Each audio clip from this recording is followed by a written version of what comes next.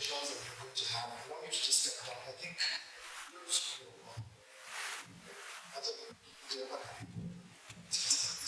thank you so much for honoring the invite and coming and showing up. And this will go this now. Because men are busy. As they are looking for what next life. The minister that we have today is a man that we have known for quite some time. A man of God that has been on this thing for many, many years. I think one of your high school is from preaching. As a Steve Muller is a great man of God. He is one of the things that I love about him is that he just doesn't just kill it. He doesn't just preach. He's very practical in how he presents the gospel. And gives you an opportunity to interact with the message and bring it to the reality. And that's what I love about it. And so we're greatly privileged to sit here. We are sitting here, we're just talking, and already was blowing my mind. So I'm certain this is going to be amazing. Amen. So Pastor Steve, this is the next fellowship. So I'm coming to know that how will you tell how you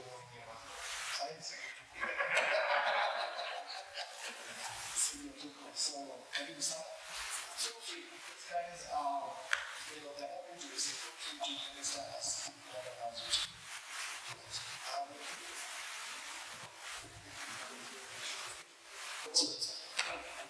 Okay, how is it?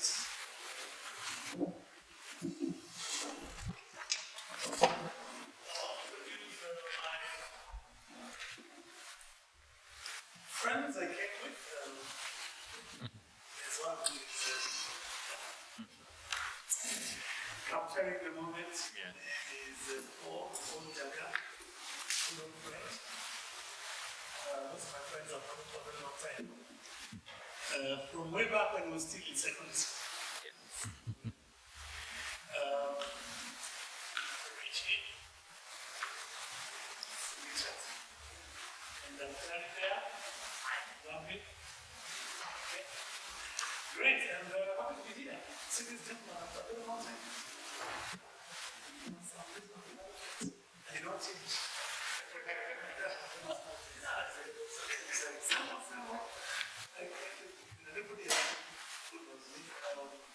I think some of us were together meeting at what's that place? We were meeting there one time. And we enjoyed some good times. So, as Julie said, we're going to have a good time. Next meeting, it's easy, but take notes. And I say it doesn't mean we take notes. Men are rational, so we deal with verifiable evidence and facts. Logic. Women are wonderful but emotional. And men like to deal with things which we can verify. And so I like talking to men because then it's natural. It's natural. It's also natural. Being rational. And I think the Bible is very helpful to the men, especially because the scriptures are called using Joshua 1:8, this book of the law. And the law is a principle. A principle is the inner working of something. So the inner working of something that makes the results predictable and constant. So the results will be constant enough to bring it here and bring it abroad. As long as the inner working is the same, that keyboard will sound the same. Okay?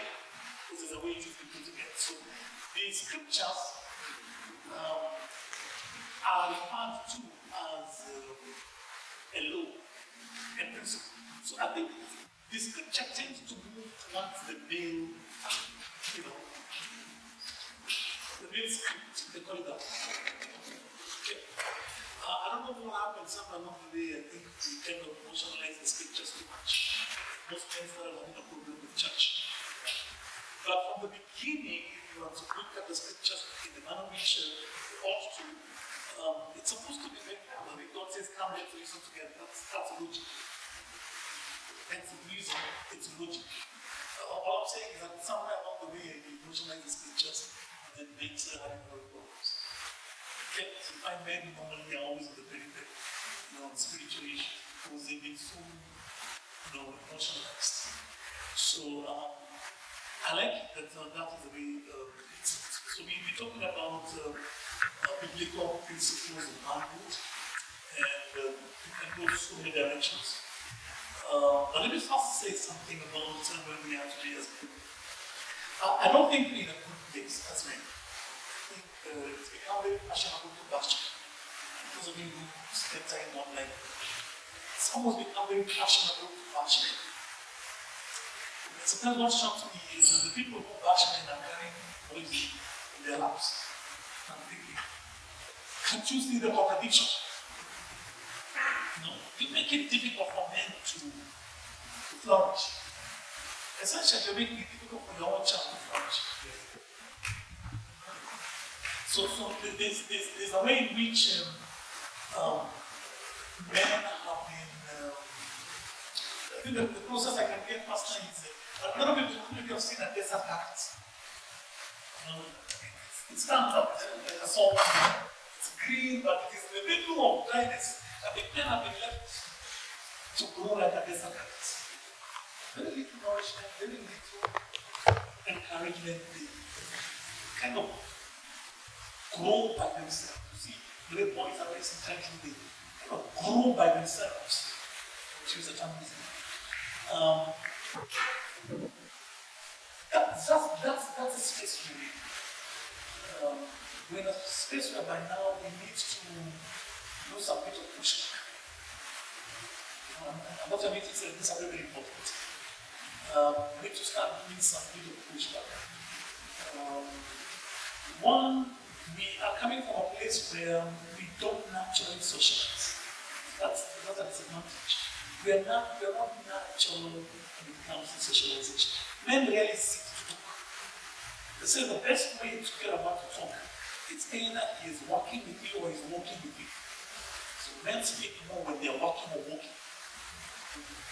If they're doing something, if all of us are paying this place or do something, we'll have more meaningful conversations in the midst of it than to just sit in a room and say, let's talk. So our women are really better than that women just sit and talk. I mean, we sit there all the time. And so we are starting from that disadvantage. So it means then that we need to create opportunities for us to do something that makes us to compass, to talk, to open up, to communicate with each other. Because men need men coming. It takes a man to teach another. Sometimes people think it is the truth. It takes a man to teach another. The male man brings order and structure. Either it's a church or a family. Men brings order and structure. Okay. Men bring order and structure.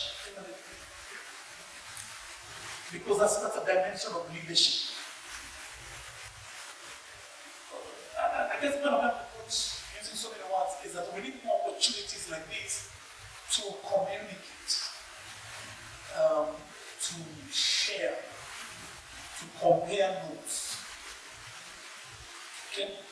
That makes this meeting very important. Okay?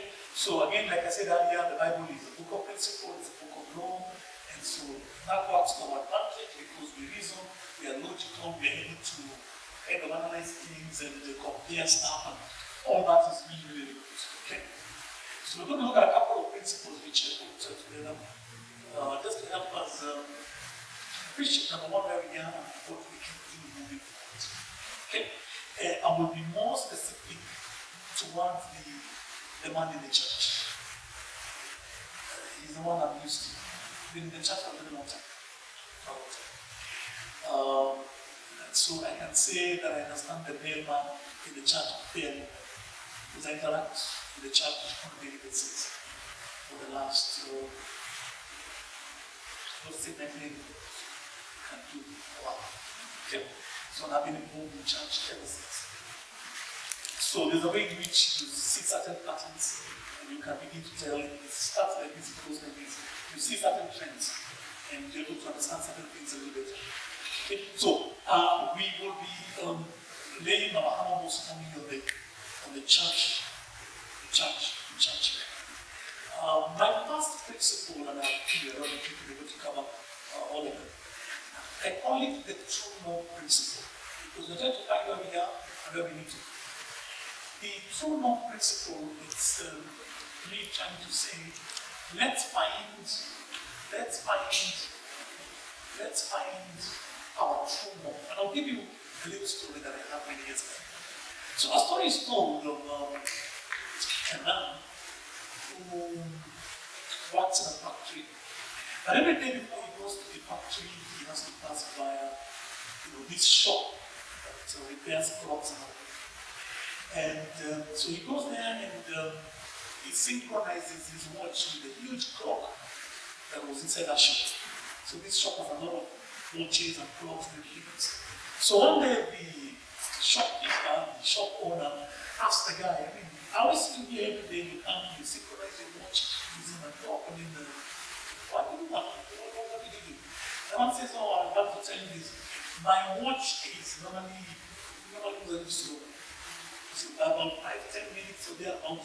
And I'm responsible for ringing the bell at the factory across the street.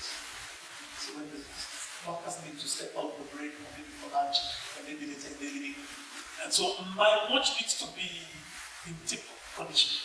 So I come here because you're the watch guy. The watch guy, who build watches and clocks in front of you. I come here because, you're the one who built this thing, and I synchronize my watch with your clock.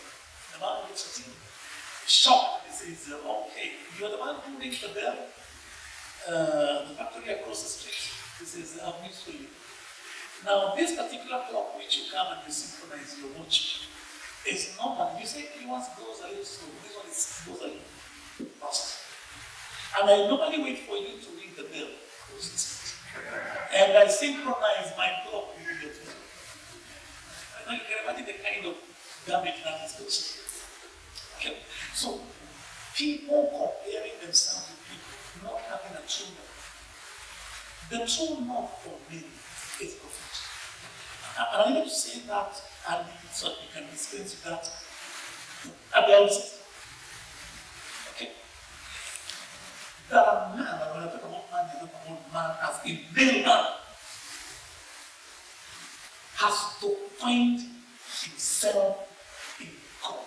God is not, how can I put this? God looks over us as men. There's something about these children looking at men pray that it can never be done with 10,000 summons done by men. I'm telling you. Because do not be worried as men that children are not listening. Be worried that children are watching. That's your biggest fear. That children are watching, that's the biggest fear. When our children see us desperate before God, those are summons that can ask needs. When your child sees you bend your knee before God, those are volumes of books. Just that one act alone.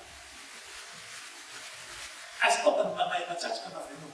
I stopped knocking the door and I'm praying. When children are knocking the door, I stopped knocking the door and I go, I'll never knock the door. Let them come. As long as they don't make noise, I'll be praying, I will tiptoe, and I say, they need to see my character in God's faces. They need to see my character in God's faces. They must know I am desperate before God. They must know that I seek strength in God. And that is important. A lot of our children, sorry to say, have seen only their mothers pray. And I've seen their mothers prostrate themselves with them. And so they start to imagine that this thing, it's a woman thing. And it's about time we let them know that God is our first priority and God is our final authority. that God is what? First priority and is also our final authority as men. And it will stick, I'm telling you. I'm just showing you a very simple way for too many sermons and you will get the result you want. Model it. Just model it. Just model it. Just model it. Okay. Make it very deliberate that the most important prayers will not.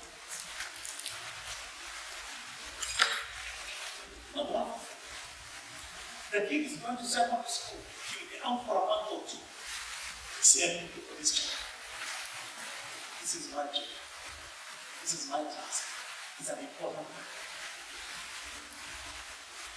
Any one of those moments when you think it's an iconic moment, be the one to chart the spiritual pathway for the group. And they'll remember it.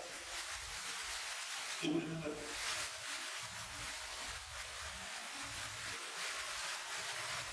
Part of the reason why God gave us family, and Jesus family as men, is for Christianization. I know we marry for communion, for all sorts of things, and companionships, and we complement each other, we complete each other, and all sorts of things. But marriage is also for Christianization. It is the ideal opportunity for people to model Christianity so that our children don't need evangelists later if they have been with us for 18 years. Because that is an indictment of what we did well. That we can have 18 years with the channel, and now we are praying that God please bring some evangelists along their path.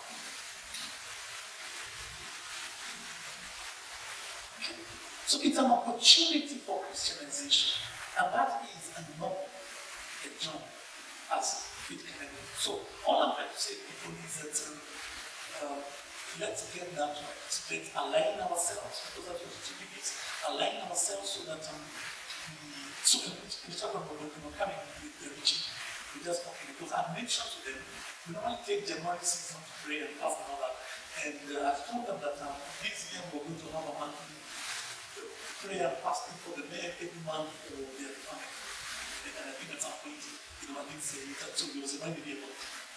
And I was saying that it is a main duty and responsibility that we can meet our families with more God. Okay?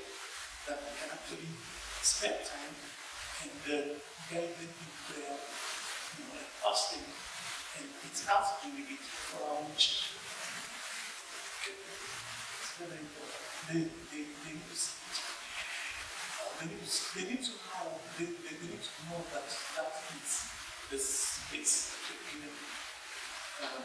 Let me put it this way. Things don't go wrong. Things don't end. Things start wrong. And if we start wrong, then we go wrong in minutes. Things don't go wrong. Things don't even end wrong. Things start wrong. You go at the point where you miss, say, some road. Okay? So say you are which one about Dam Stadium. Okay? Yes, I'm not going to that time. So at the point when you miss it and you go to one more that point, that degree is good. I mean, a degree of 0.1%. I mean, such as no degree, you know. The longer you go, the farther away you be from the destination. I don't know what to say. If you have I remember the things you should do in school. So if you just miss a degree, just one divergence, just one off. Okay. The longer you go, so for example, the longer you go towards Mombasa Road, the farther away you are to your destination. Because and Satan is a strategist. He makes us to miss with very little things. And then he keeps us on that trajectory for a very long time. And before you know it, we've gone so far. So far. Okay? And that's why I thought, that the better thing to do is for us to start with alignment spiritually. And to make it, our faith should be very public. Our faith should be, as the English can say on our faith, it should be there for all to see. Okay? It should be amazing. There is absolutely no embarrassment. There is absolutely no shame of it from what we fundamentally believe. It's not to believe in God. That's who we are. That's who we are. That's who we are. And as men, let's be very firm about it. Everybody else is firm about something. LGBTQ are very firm on their nonsense. You understand? And they carry themselves with a certain measure of pride. So why not just simply say, hey, look, when this home, some people come to one for me and I said, and I tell them, as long as you're here, you smoke. As long as you're here, you smoke on the break. Okay? You try to do something around here, and it is not right. Okay? And somebody was told, you are not being very, people, stuff like that. Life is not about carrying everybody with you. You can't carry everybody with you. There are people you can't carry. They're not going where you're going. They don't have the values which you have. You can't accommodate everybody. So I thought that was important. Psalm 63, I don't know if you remember that for me. Psalm 63 verse 1, and then you can also read the Mark 1:35. It just speaks about Jesus. Mark 1:35 says, Jesus woke up a great while before day and he went to pray. It's priority. Jesus woke up a great while before day and he this is Psalm 63:1. Oh God, you are my God. Early will I seek you. My soul thirsts for you. My flesh longs for you in a dry and thirsty land where there is no water. I think that should be a clarion call for all of them in this case. Early will I seek you. Early will I seek you. Okay. My soul thirsts for you. I yearn for you.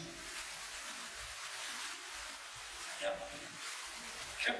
Now, the number 2 principle which I thought to share with you, I call it the principle of legacy. I was not looking for a more sexy way to put it. That's about this I could come up into. The principle of legacy, I picked the scripture from Proverbs 13:22.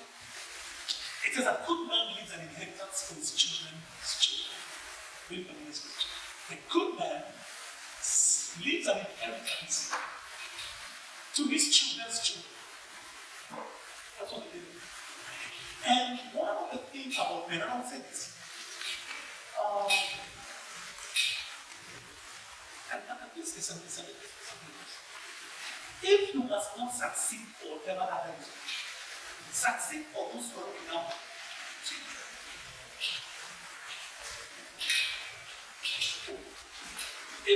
If you're okay with what you have and where you are and everything else, if you cannot succeed for any other reason, succeed because there are people looking at you. So I was telling Richie, so yesterday I saw some impressive on the phone. And with what I thought, and then before I did there was some something that said, hey, it's cool, see his name there. You seem to know me, I ended up reminding your name and something. And he told me he knew me from when he's going to actually take the time. Way back. He says, I've been a bit lazy with church of late, but I'm still holding on my salvation. He says, every time I read the notes, actually, he told me, every time I read the notes, I feel like I'm going to church. Because of the nature of his job and stuff, so he's been to go to church, frequently. And I'm looking for this number for like forever. Okay? And this is the duty of a man to be the leaders. Men should not just ask us to be. Men should always mark, men should always strive really to leave a mark in a tent. There's a poem, I don't know if you've read it for me, the author is unknown. It's called The Little Chap Who Follows Me. It's a very old poem. There's a little chap who follows me, I must not go astray, whatever, he sees me do, he says he's going to do, and all that. Because there is always somebody, let me put this to you. Muhammad is always somebody who is looking at you, and most of the time they're silent. They think you are their hero. They're just there, they're just looking. Sometimes it's your own children, other times it's just a neighbor child or some guy at your place of work, and they think you're it. You get, and they will follow you. Joseph did have to enter into his purpose in terms of becoming quote unquote Pharaoh. Joseph accomplished purpose understanding. We don't talk about Pharaoh, we talk about Joseph, but Joseph wasn't the king. Joseph accomplished purpose understanding. There are people who will never stand until you finish. And it's a good thing, but it's also a very sobering thing. It's very sobering that there are people who will never stand till you finish. And I think men, because of the leadership role, must be so intentional when it comes to legacy issues. And most times men are celebrated posthumously. And they're dead. I'm not going to bring one thing, I mentioned it in the church was the concepts. So I think what is also somebody told me, can you come and preach and say something? So I was at the concepts. And I'm sitting there waiting to be called to speak. And the lady, she gathers her courage to the man ahead. And she's speaking about the book. People help me down, she's all emotional, as you would expect. And she says something which never let my mind out. She said, my husband died 7 days or 5 days after. And there are things I need to know that used to happen in that house. And she says, this man used to shield and shield us from so much. And I remember I off my mind and I say, 7 days. You're discovering how many things the man has been shielding. You don't even know who locks the gate, or who does what, or who pays a bill, or when the tire of your car is rubber, or when the oil is running low in your car. Have no idea. Now all of a sudden, it's taken only 7 days to know. Imagine it was 1 year, and 1 year, 1 so. A lot of what men do tends to go very much unnoticed.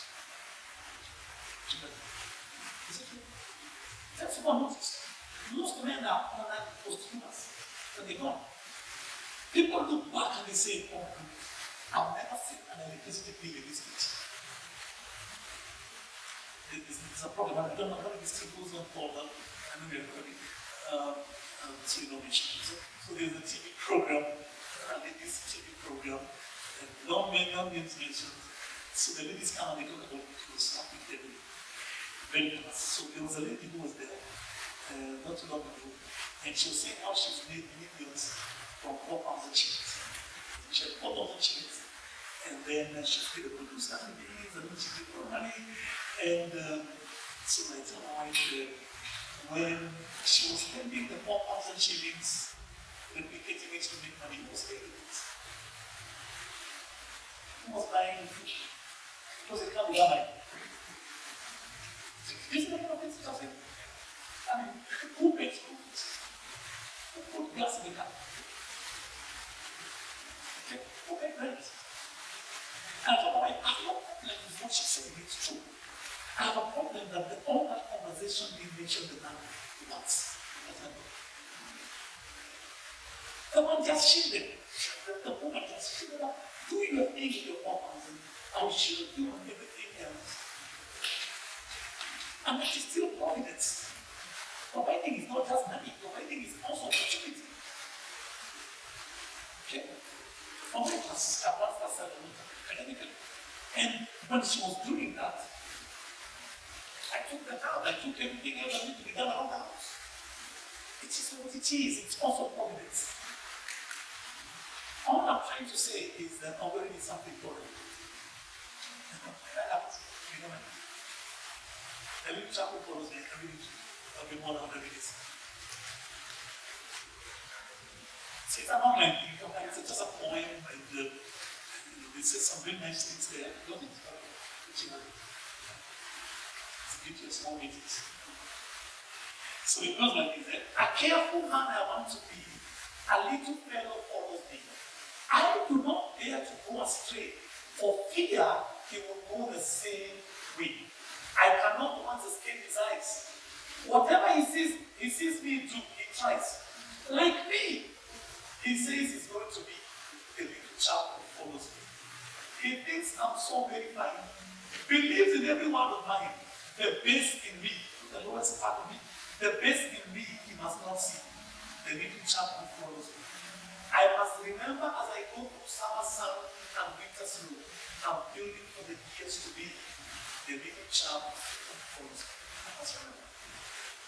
There is somebody somewhere out there who is looking out for you.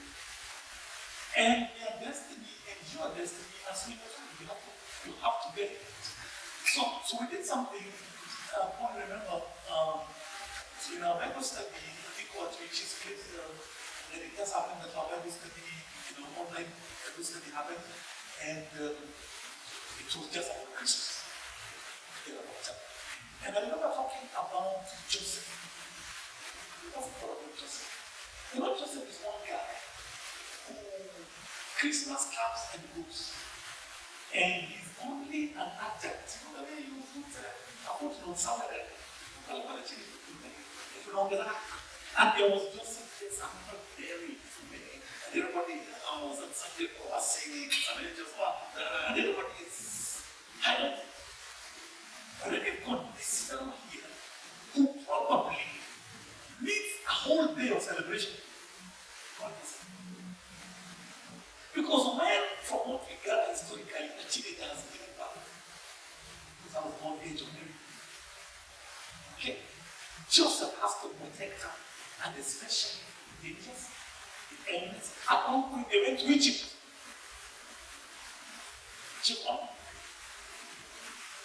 The life of Jesus would have been a different story if not for Joseph.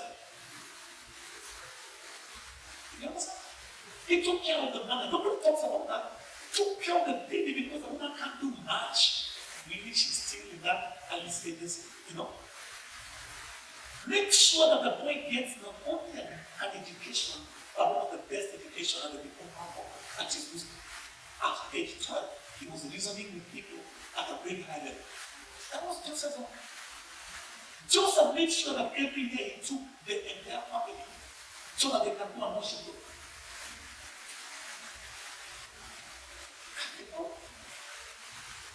That's all for Joseph. Luke 2:52, Jesus grew in stature. How do you grow in stature? He grew in wisdom. He grew in favor with God and man. Joseph. Jesus is called the carpenter. The carpenter. One place they say, is this not the carpenter's son? And another place says, is this not the carpenter? He gave him a trade. He defined him and gave him value. Defined him, gave him value. Made him socially acceptable. Prepped him. Put him all together. And this is what I like most about Joseph. When Jesus began ministry, Joseph status, you don't see. Allow him and leave him to be. That's what men do. They don't interfere. They don't try to be their children's extension. You see the mother all over the place looking for him, doing this. Oh, he's gone crazy, let's go get him. And stuff like that. That's what the mother was saying one time. Joseph disappears from the scene and lets the boy, which is his child, move moves away. It's almost an thankless job. Moves away completely. You don't see him anywhere. Let him be. Doesn't compete with him. Doesn't try to deviate him, distract him, order him. Releases him into his destiny and steps away. But you know, all these things and more can be said about Joseph, but the truth is, it's never mentioned about Joseph. You know? And yet he's one huge background, balancing peace on which is wicked. And so the principle of legacy is very important. Why? Because there is need for wisdom and the resource transfer. It's not only resource, because sometimes we talk about legacy, we think about money. And money is good. But there's also the issue of wisdom and the resource transfer. What do you need there? We need men to step up to the plate so that the faith will not be you and I don't. And to get here, there's a particular faith that a few of us who have come from a former time, we caught, and we can tell that it is under threat. And we have a duty to protect it from any infiltration and pollution and be able to pass it, because any other way will have it. We have to labor to keep the faith. We have to labor to pass on that faith. Nothing gives me shivers, makes my blood go cold. Just the thought that under my watch, that this thing can become polluted, twisted, messed up, and I say nothing. I told my men on Sunday in church, I said, the problem with men is not presence. Because I can say, men need to be present. No. I said, the problem with men is not presence. The problem with men is silence. When men keep quiet, things go wrong. Our problem is not absence. Our problem is silence. Let me put it. Our problem is not absence. Our problem is silence. And I think things like this are important because we remind ourselves of what must happen. That we need to lift our voices and say, I disagree.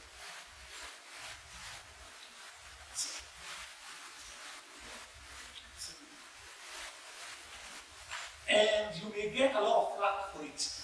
But you say, I disagree.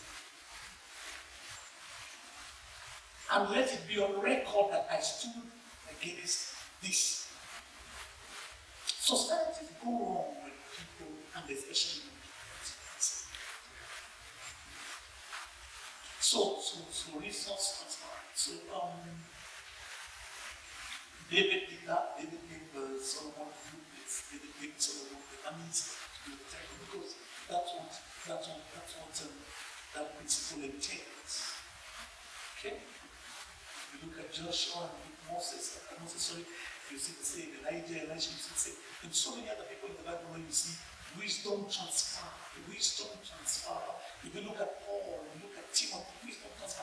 I mean, from what we gather historically, because we have done a bit of theology, Paul literally circumcised Timothy.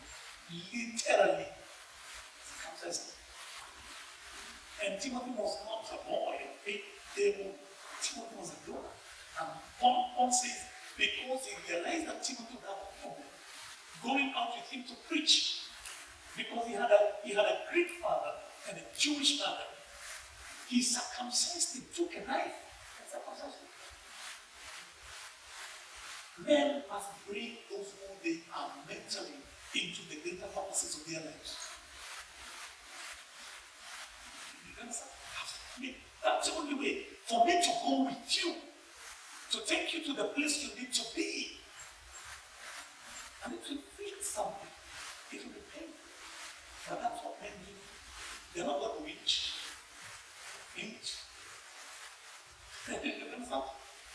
It is important, it needs to be done. They take the risk. They inflict the pain if they have to. Sometimes they go and they organize the finances and say, look guys, we're going to go through some very tough time, but it is for the better, all factors considered. All factors considered, this is how we are going to do. I remember one time I told my wife, because of it, I said, if things were to go south, financially, I mean, you can comfortably go back to parents' place and hang around there while the storm is. I said,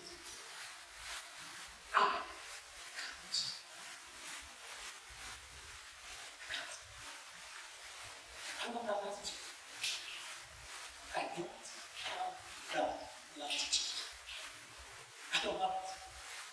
And so for that reason, I'm willing to bite the bullet, take whatever pressure is coming my way, for whatever period of time, as long as I know that I'll be able to step away from this problem.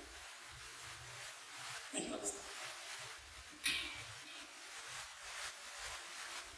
Listen. And we all know it. There's a good scripture in the Bible now. I think it is Corinthians 16. It says, quit you like men. The word quit is another English word for be strong. Be strong, because strength comes from the man. You can be spiritual from a woman, but strength comes from a man.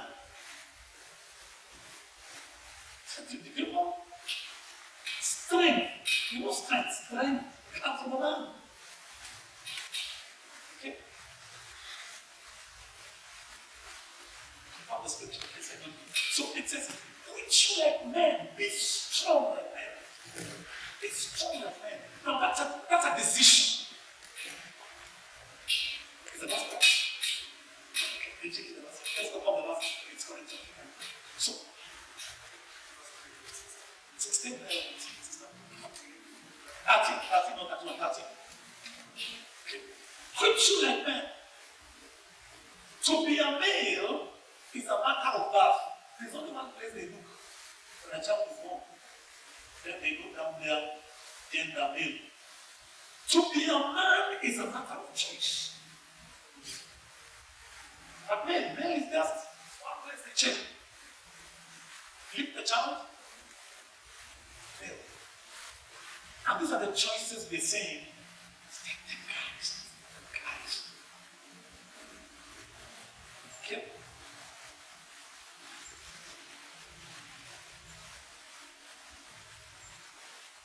That's leadership. The ability to mobilize, to move, to motivate, to rally, to inspire people to a common goal while maintaining their enthusiasm and confidence. That's leadership.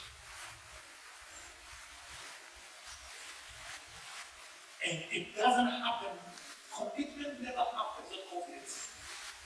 Every time somebody who's telling you, I'm not so sure, I don't know, maybe, I'm not so sure. I mean, you follow somebody who tells you, let's go! Let's go! Somebody follows somebody who says, I'm not so sure, I don't know, maybe it could be right, it could be wrong. So there's one time in the Bible, and you can check this on later, your free time. So Moses has this huge challenge. So in front there is the Red Sea. Okay. They can see where they're coming from. Trail of dust blowing. Pharaoh has changed his mind. He's coming, and he's coming with vengeance. He's coming smelling blood. The man is annoyed. And Moses, like anybody would, he is scared still. So what does Moses do? Moses looks at the people straight in the eye and he says, fear not! The Egyptians you see today, you shall see them no more again forever. Stand still and see the salvation of the Lord. Next verse, verse 15. And Moses went before the Lord and he says, oh God, what shall I do? Because they are people who don't show your fear. You show God, your fear goes up, not down. Those who are looking up to you don't see your fear. You take your fear up. You tell God, what do I do? What do I I too am scared. I don't know what's going to happen. But those are the doses of fear. Men don't have certain attitude. A few of us need to start postponing depression. We don't have that latitude to talk about further issues and who did what well and how 20-something years ago nobody had you. We don't have those kind of latitude. You understand? We can think them up later. Everything is sorted. Presently, there is work to do. There is duty and responsibility. You don't have those kind of things. You pull yourself, as the Englishmen say, at the bootstraps. You pull yourself up. And you say, hey, man, I know what I'm doing. I also know what needs to be done.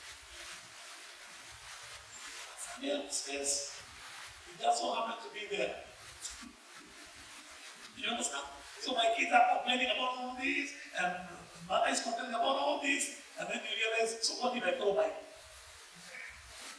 So what if I throw mine and I say, okay, and you think your problems don't feel my problems? So I do a bit of psychology once that's talking people about the same, and I think quite a bit of the same. And I tell people, I don't agree with the psychological, principle that we're products of our past. I don't. Partially agree that we're products of our that the past affects us. I agree that. So let me put it correctly.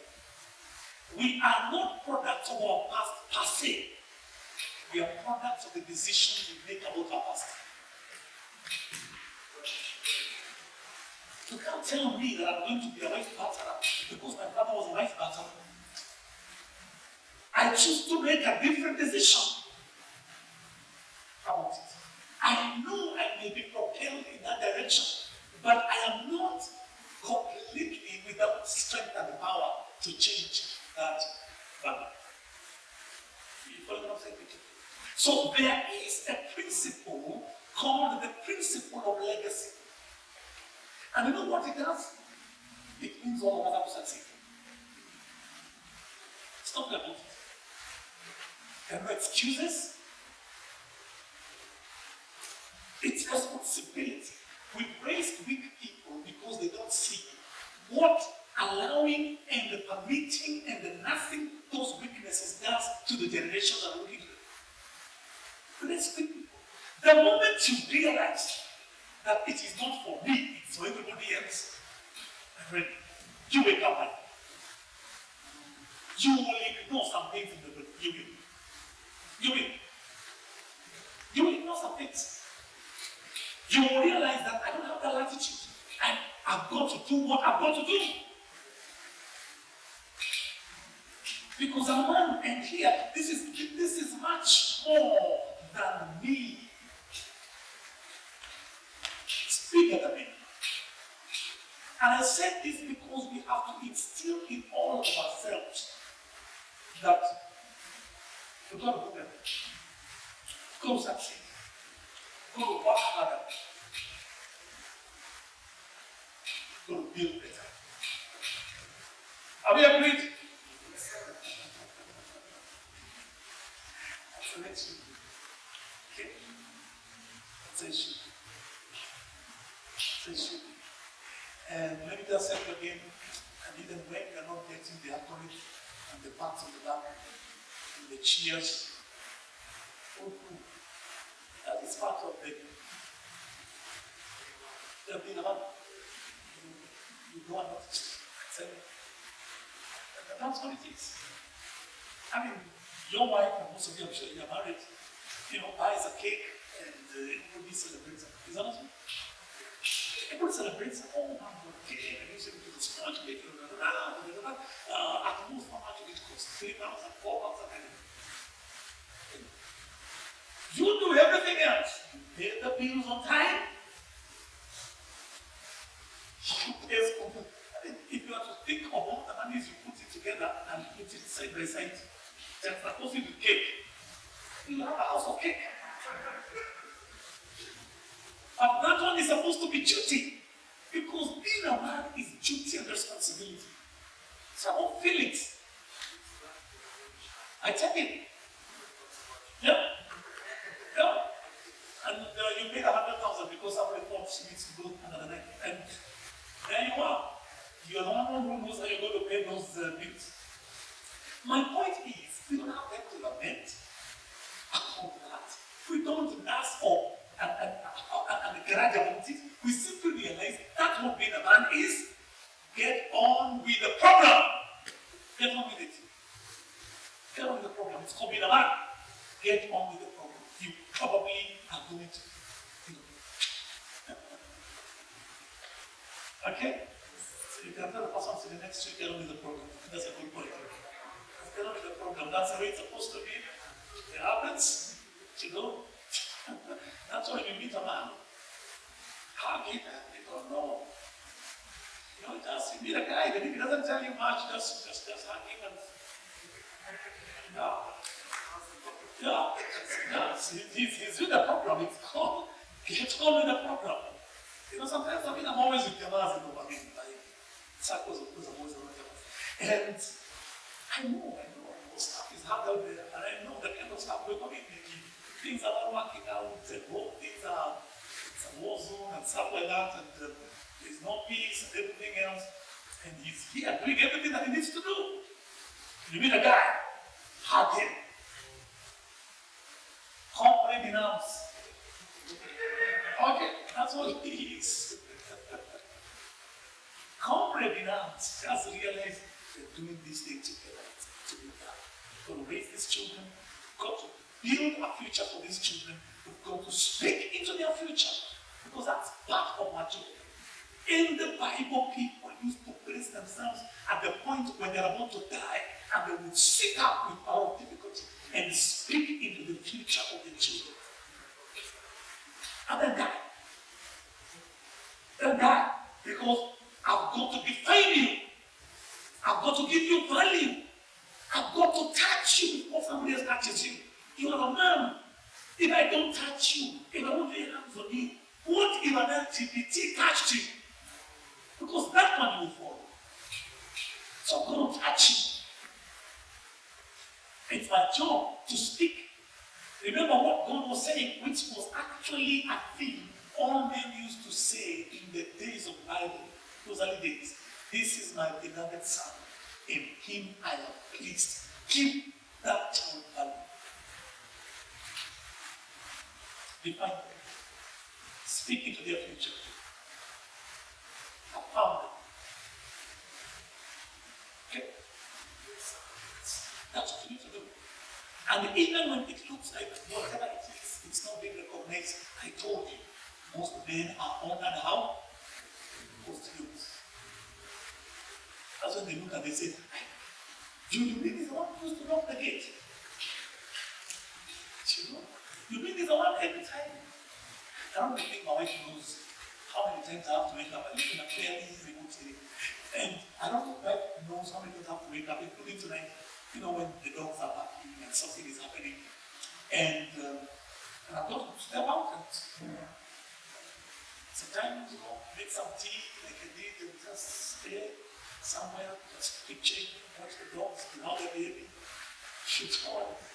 And when I think everything is safe, go back and tell my wife, and that's not it. It's been part of the program. If you get something and you don't go and sing about it or write a book about it, you just realize it's what it is. So it's duty.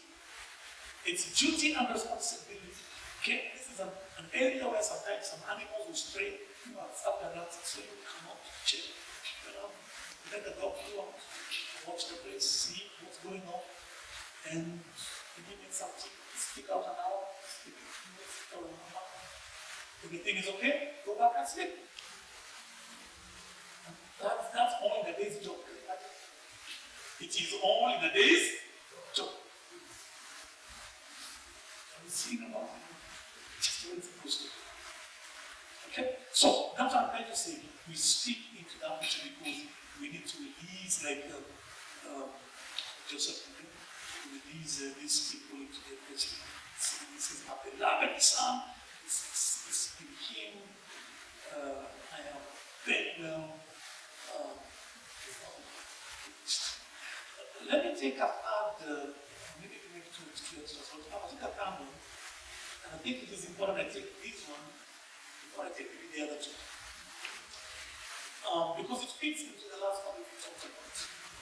And that is, for the reason I mentioned earlier, for this reason,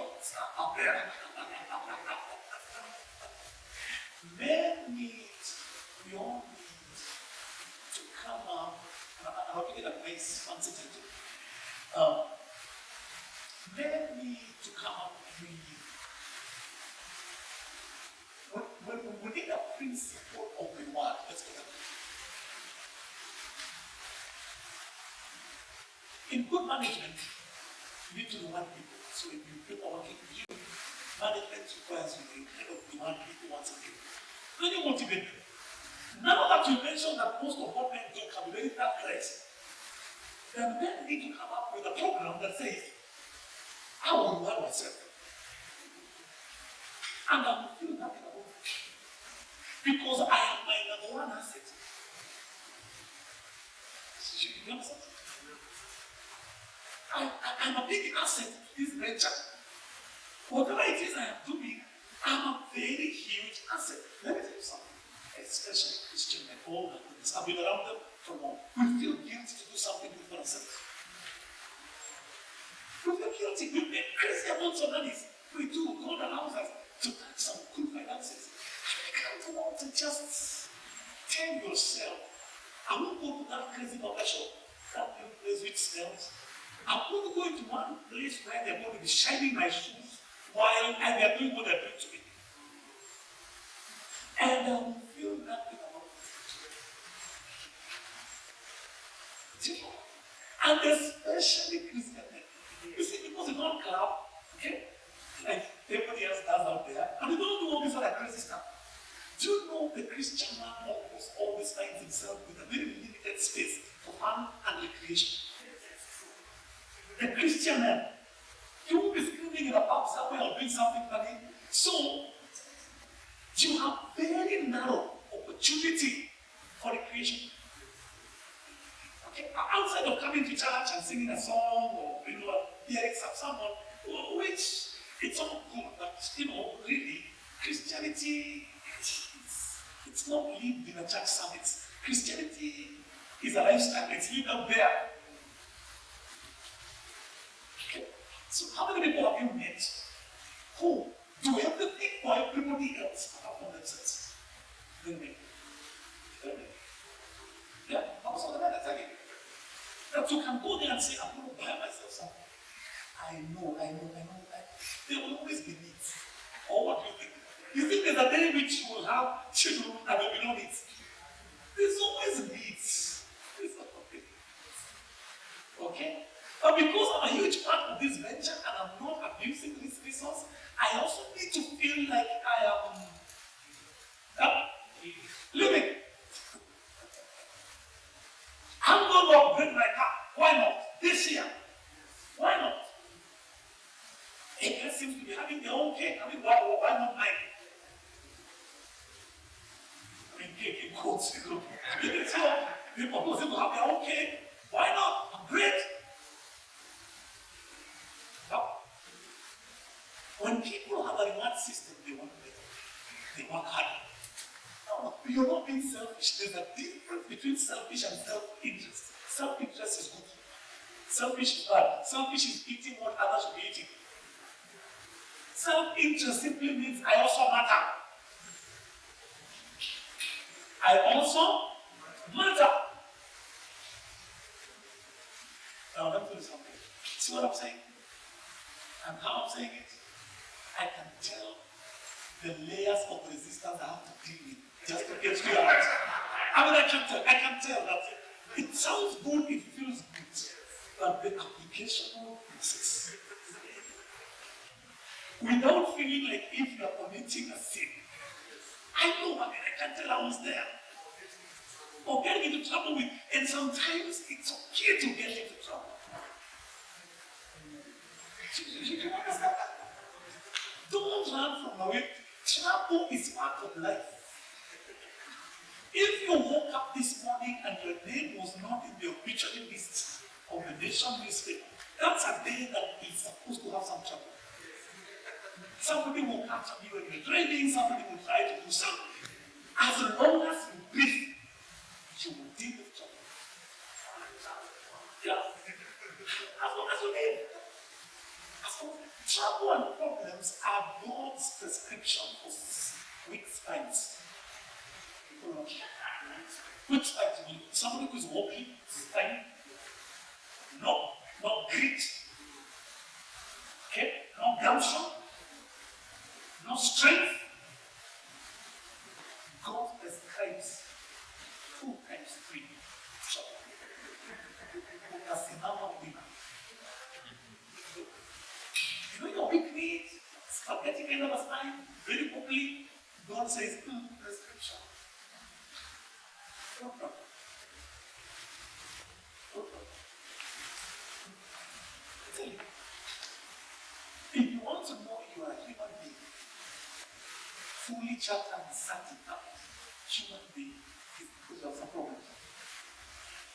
Because as long as you get here on this app, there will be some problems. And so we can't rest on this thing forever. And in any case, like I mentioned earlier, how did Jesus put it? And you can't be more blunt and even more crass, quote unquote, than Jesus. Jesus says, the oil you have with you always. Let her pour that oil on me. And that oil that she was pouring was 1 year's wage. 1 year's wage. She's doing a good thing. Don't stop. She's preparing for my life. This is, and I feel good by that. So let her. It's not about the poor. It says the poor you will have with you. You think you'll have problems? Why does that shop, my friend? You just buy yourself that nice shop.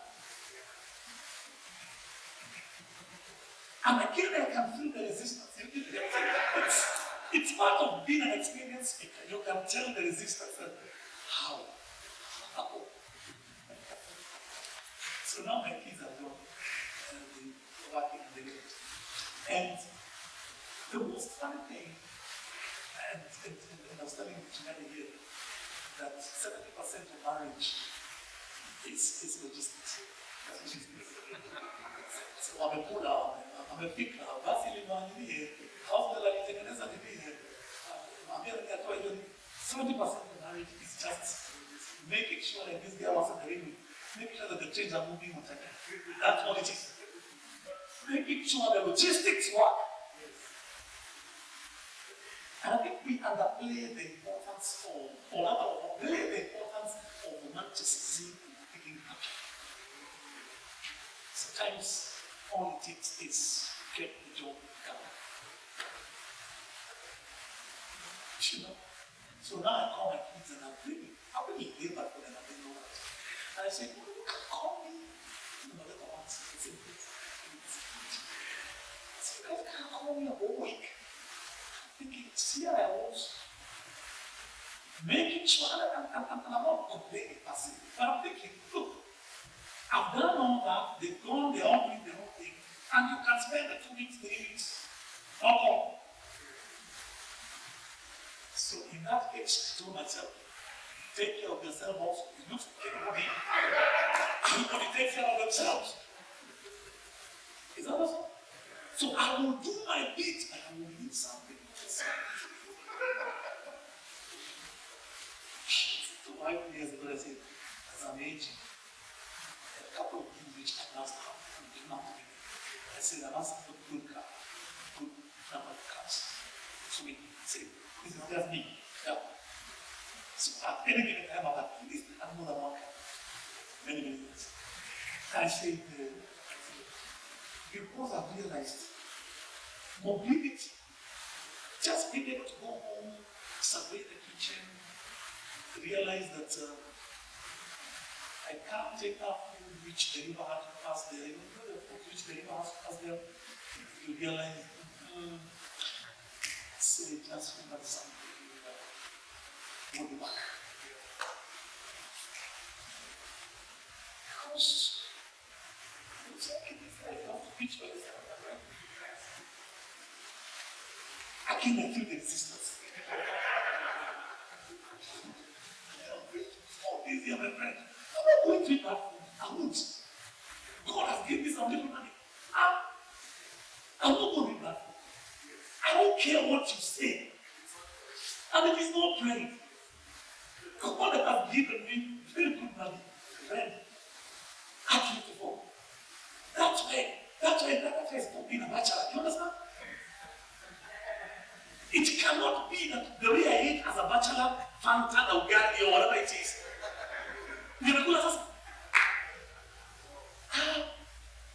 I find a quick excuse. Step back and come down. I say, just put it in. Just don't worry. Sort it out. My mind, I'm saying, it's too much anyway inside here. Come with Cuba Diving to look for meat. I've worked too hard. I've lived so long. There's no way it's going to go that way. So a car is an asset for me because I can always take off anytime. And because I have a very limited space for my fun and recreation, so I better squeeze a lot of laughter in it. I would rather squeeze a lot of laughter in my limited space because I can't go and do crazy people are doing. Okay? If food is my favorite hobby, as most men I know here, is very better than it. Yeah. And if I can't get it where I need to get it, then I'm going to make it an expense, and I'm going to secure it. Because sometimes that is, they are called the little pleasures of life, so that we need to go. One more time. Don't you know these people you do, I'm sure. Men want little pleasures of life.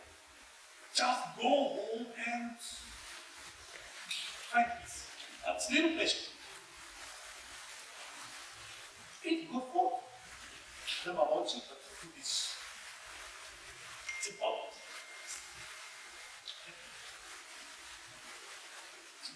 Food was responsible for the passing. That's what it is. Oh, I mean, there's a man who refused to bless his child and deviate. I mean, this thing is legendary. A guy saying, I'm not blessing you. I don't care if I die the next few minutes. Go get me the one I like. And you see, they'll be chopped from the same tree. See, that is our guy, one of our spiritual grandfathers. He refused to bless some guy. He says, I need to eat. Okay? So, I don't know what you're going to do about this because the resistance is real. But find something which you really like and please secure it and say, guys, take everything else from me, but don't take this one. I don't have so many. Please don't take this one. I like travel. I enjoy this, I enjoy the other. And it makes me want to wake up in the morning or something today. In psychology, they say if a person has no desire for self-actualization, they are termed as clinically regressive. You have no reason to wake up. It doesn't matter if you're showing other attempts. If you can't look forward to tomorrow on the week, self-actualization. What is it about you? Great. So we dispense with the resistance and we say it's okay. We want to say.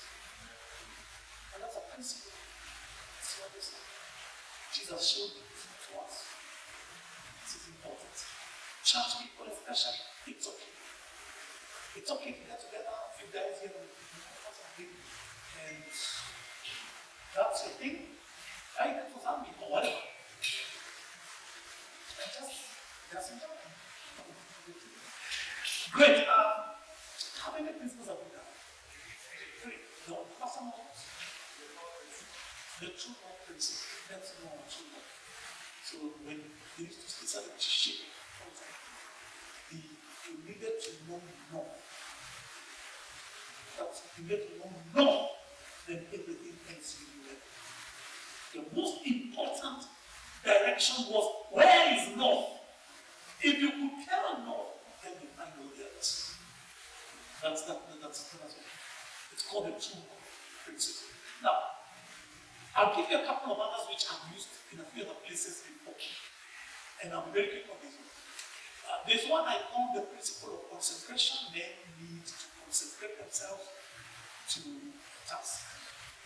Jesus speaking in John 18:37, for this purpose I came to the world, to this end was I.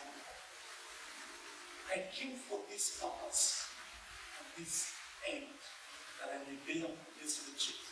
Okay, that is called purpose and destiny. Okay, to this purpose I came, let me to have that purpose. I think it is important to be purposeful. We're not here forever. We have a limited time to be around here. And there's something we to consecrate ourselves. The principle of consecration states, if you read it, the bigness of any man is determined by the cost they need and the price they are willing to pay to achieve it. The bigness of any man is determined by the cost, the purpose, the aim, the goal, the objective that they live for,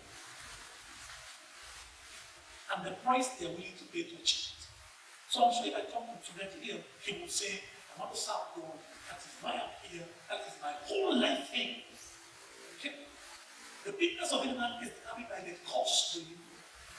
And the people who have done extremely well have picked up something and they have stuck with it and they have moved in that direction and they have concentrated themselves for it. They become very committed to doing it. So, and I've always told people this for many years. I've got it? Okay. The bigness of a man is determined by the cost they live and the price they're willing to pay to achieve. That's how big. Men need direction. John 18:37. For this cause I came into the world, to this end I was. Men need to have some direction. They say that the man who stands for nothing falls for anything. So stand for something. And the man who is going nowhere anywhere will do. Say that again, the man who is going nowhere anywhere will do. The only good thing about the man who is going nowhere is that they never get lost. Because he's going nowhere. There has to be a predominant something that is pushing us in the same direction. Okay? I give the story of a man called Ronaldo Cortez a lot. Those of you who know a little bit of history, so about those days, much of South America had a lot of gold. The Peru, the Argentina, the Mexico, so bandits, many of them from Spain and other parts of Europe, were called conquistadors. They would come to the conquistadors. They would come down to the South American areas and they would raid their gold because of better military. There was a guy called Ronaldo Cortez. He was a Spanish conquistador. And he wanted to go to Mexico.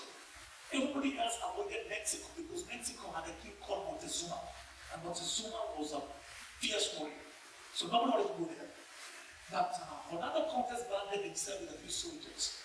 And they said, we're going to Mexico, we're going to raid the gold to become rich. So, of course, many days, nights, months, weeks on the high seas, they arrive in Mexico, they embark from their big ship with the shores of Veracruz, and while now their feet is properly grounded in Mexico, Ronaldo Cortez ordered the men to go back and burn the ship. This is what history is. And they say that it was only when those soldiers standing in Mexico saw the ship they came with smoldering in smoke, they knew that they were in Mexico either to die or live. You can't swim back to Spain from Mexico. That is called path. That is called burning any bridge that you can use for it. That is called commitment. And our generation needs men who can be able to take that kind of, that kind of act. burn the sheep. Burn the sheep. Burn the sheep. He said, okay, you want that goat? Okay, we're in Mexico. Because as long as that sheep was there, they would have thought of going back. It is God. Burn the sheep. Burn the sheep. Whenever a plane is about to take off, planes like our little cars here, which you can mash the brakes. When the plane has accelerated, has been given the gate, and now it needs to take off, at the point when it is lifting its nose, the pilot tells the man on the tower, we are committed. You can't tap. So this was like, oops, let me go back. I forgot my wallet. It means if there's a flock of bats on that path, she will plow into them. And that is a great principle, an amazing principle for all of us. The other principle which I have, and I've always said this many times before, is a principle of focus. And you can never say this hard and long enough. Okay? And this is how it goes. What the eyes of the mind continually beholds will be produced into reality. So that again. What the eyes, physical eyes, or the mind continuously beholds will be produced into reality. Put it very simply. Check what you're looking. Re-examine again the environment, the exposures. And we as men need to expose ourselves mentally to something or things which are going to bring us to the place we want to. It's called focus. They say that the man who has 2 watches is never quite sure of the time. Because he has 2 watches. If I were to ask you now, what time is it now, here now, you will give me varying times. Is that not true? Okay, what time is it? Check your phone. What sharp time? Okay, 7. 1. Any other? Huh? 101. So what you have is what? Okay, all I'm trying to say is, when you have only one watch, you know what time it is. Because you're not confused anymore. Okay? You don't get distracted. Do you remember a time in the Bible when they wanted to make Jesus pray? Okay? And he ran away from them. He hid from them because he realized this is a distraction. Okay? And so for us men, there's need for that focus. And the enemy knows clearly, the devil knows clearly, if he's going to get a man, he's going to distract him. I was telling my members one time, not this year, I think the last year or beginning of the year, I said, the battle is not so much a battle of focus, it's a battle of broken focus. We've seen too many things. We've seen too many things. We want this, we want this, we want the other.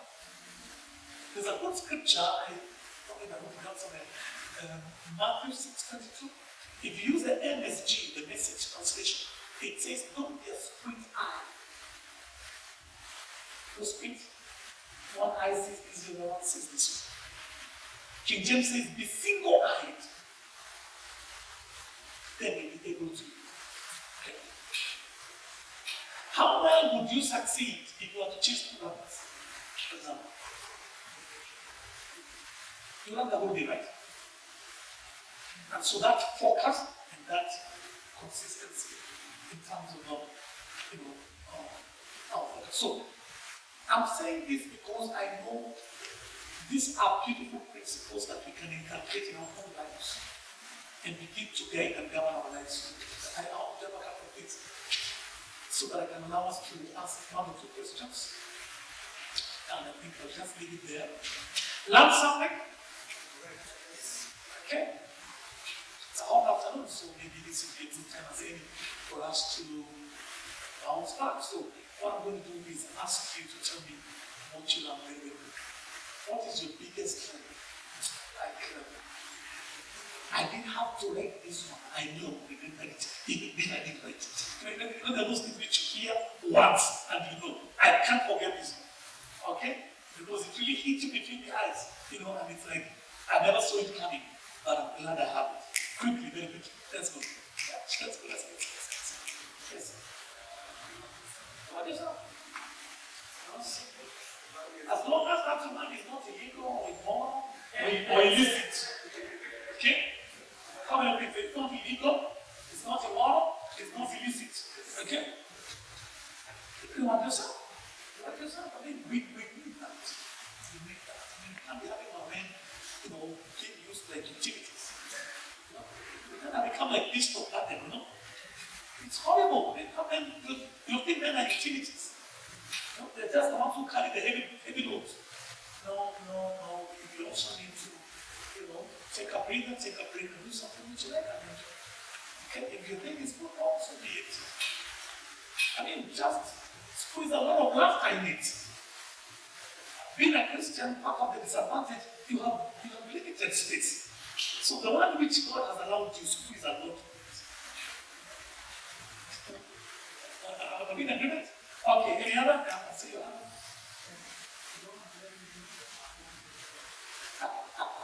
Absolutely. God's remedy prescription for a weekly spaghetti spine. Give him some trouble. Give him some trouble. They say that conflict don't make a man. Conflict introduces a man to himself. You will know what you're doing about telling you. Conflict will introduce you to you. You will know. We can speak so many things, very powerful things about faith and all that, until it is here, present, in front of you. Okay? So, don't mind from it is what it is.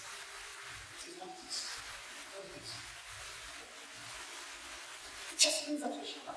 Those of us who are married, it just means that you're different and that you're human. It doesn't mean that my point is better, yours is worse, maybe yours is better. No, it doesn't mean that. It just means we see things differently. If I told you that this building looks 1, 2, 3, and because I saw it on top of the helicopter, and you told me no, because you can only see it from that side, it's not good. Truth is multi-dimensional. Say that again. Truth is multi-dimensional. Truth is varied. Truth is multi-dimensional. The guy who sees this building from the gate looking this way will tell you one thing from a guy who sees this building from top. And they're describing the same building. Okay? So there's no need to fuss and fight. Truth is just that. Opinions are never right or wrong. Opinions are just opinions. It simply means it's an opinion. Or you say it's wrong, I'll tell you no, say I have a different opinion. So you have a different opinion. Not necessarily I have a wrong opinion. Truth is different. Okay? So when I got married, so I used to have this little hangings in my wife all the time. So the way I remember things very good. Which remembers things very good. And so she would say, no. It was like this, and I thought I said, next time we're in a place with people, don't contradict what I'm saying. Because that's how I remember it. And I can't say it any other way. That's how I remember it. You remember it differently. It's okay. But let's not haggle about it. You know what I'm saying? And we've been good ever since. I mean, 2 reporters report one accident, and they report differently. Same accident. One man is very big on cars. He explains the car, the make, the gear, the board, the level of damage, and everything. Another person is very humanistic, and they saw the human carnage, the blood, same accident. Same accident. So that says, the car was an 18 million car, the airbags had and this thing, and people were stealing from these people, and one says, there was a little child. It's not that they're describing the same thing, but people, it's what we call in communication. I'm happy you're in those departments. We say in communication, when a person speaks, so like I'm speaking now, There is what I say and there is what you hear. Okay? There is what I say and there is what you hear. If you tell a woman here, okay, leave me out to tea. That's a love you. Love you. It's okay. I love you. You will get the different response. And all you say is I love you. People think this is like a whatever. Did you say that before? Maybe not like you are, but I don't know. Did you say you want sex? Because listen, this is what people hear. I don't know, maybe people remember, she's not a guy who worked, she's on his, and I was teaching on the principle of manifestation, all about it. And I was saying, I was using the line, Esau. It's in the Bible. So Esau is this guy, and you can get the verse, 27:40, Genesis. So Esau is this guy who came back and called the father, and blessed the brother, was very annoyed and everything else. And then the father told him something. Because the man was crying, oh, Father, don't you have one blessing for me? Even one blessing. And then if you say NIV, the Father told him, you're going to be honest and then you're brother. I'm paraphrasing. Then he says, but a day will come, you become restless. Restless. With a choker. Then you will throw off his yoke from your neck.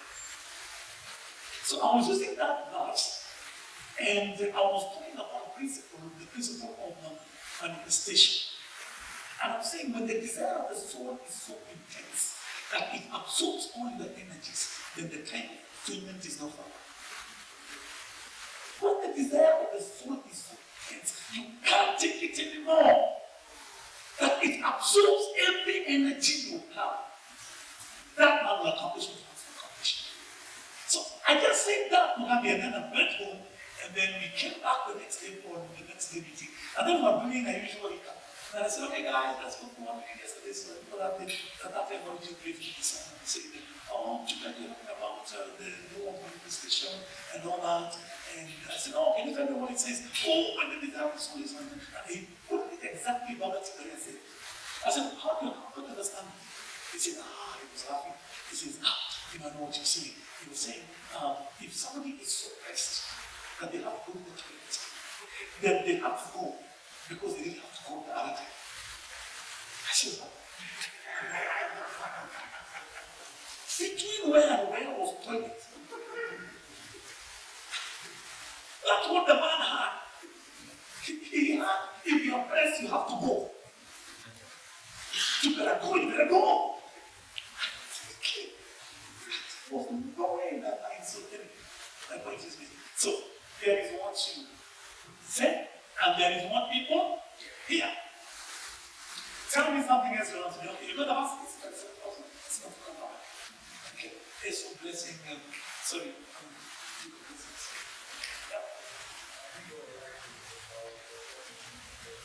Come on. Yes. Absolutely. Yeah, you have to prep these children because the world is nasty for them. We give them that, and they even make more money than we do. But if they don't have the wisdom transfer and show them, I'm a father of girls, and conversation with them. I said, please listen to me. I know guys, I know people.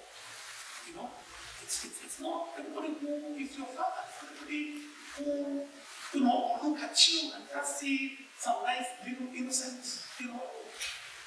You have to be aware this way. You see this, you do this. You see this, you do this. So one time I was telling Richie this, my daughter, she's in business. So she'll call me and then she'll tell me, Dad, these guys, they take everyone and they're drinking, and I have to sit here and wait for them so I can talk. And I remember I told you she has things. I got this girl. Don't get this girl. Don't get this girl up. And that was just that. Because I realized those opportunities, you can't load too many bullets at that. Preaching, need money, need business. That is what I did. Okay, just make sure that I made her all right. Okay? So because you know life, don't you? Absolutely, you can tell with the roving eyes, the roving eyes. You can tell at testosterone times the environment, you can tell this is child. I'm going to get this girl out of this place. You know? And I'm making a joke on Sunday in church because I went to my daughter's Thogoto play, the art streets play last class. And then I got daughter was there behind. And then we're asking each other, constant noises. And then I saw her talking to some dude, guy. And then she came and she said, no, you know you? I said, no, yes, I should finish it. I never thought I would live long enough to hear my daughter say that to me. And when the guy came back to me, the guy got to kill. And I said, then, they're of age. Both of my kids are of age where, my second daughter is of the age at the point where I married her mother. So really, you can't ask too much. I mean, it's called life happens, right? So we went, and then when I went, I said, okay, tumefika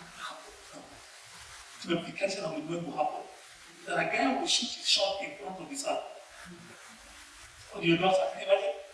And you don't feel nothing because I will be surprised if no men are showing interest. So when I told the mother, I said, calm down, you have to be said, when watch the play. Then this was happening, and I said, listen, it's a good thing to start with. Honestly, just as she's beautiful, she's attractive and all that, and you have to bank on the fact that you train them there. That's it. Okay? Tell me to do that. Okay.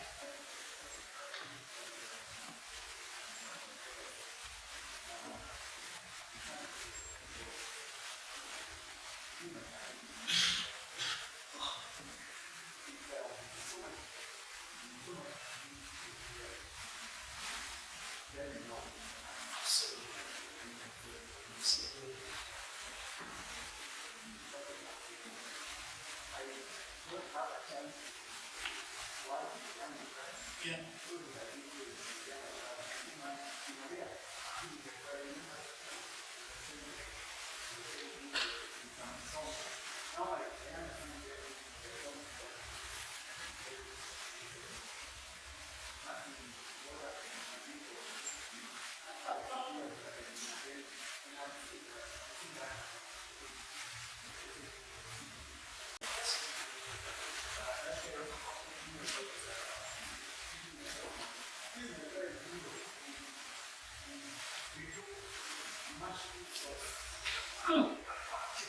Absolutely.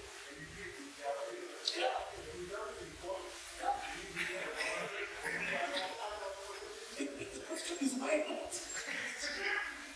Why not? I mean, I know you put on this, but can you imagine some things, ministry, portal, ministry of this is all human beauty. You've done your thing, my God. You've done the thing, you've done it, and done it very well. And labor very, very.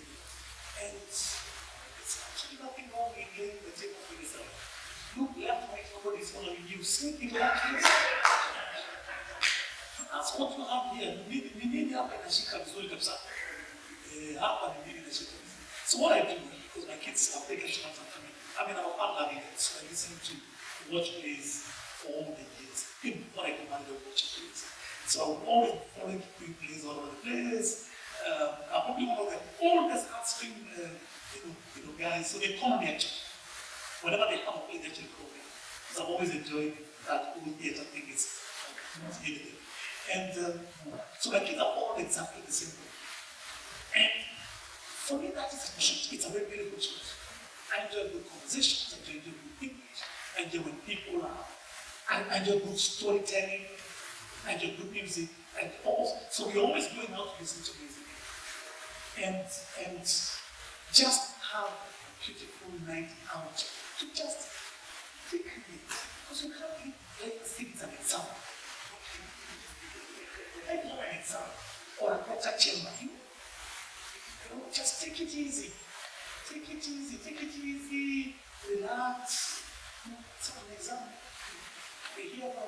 it's not oh. Yes.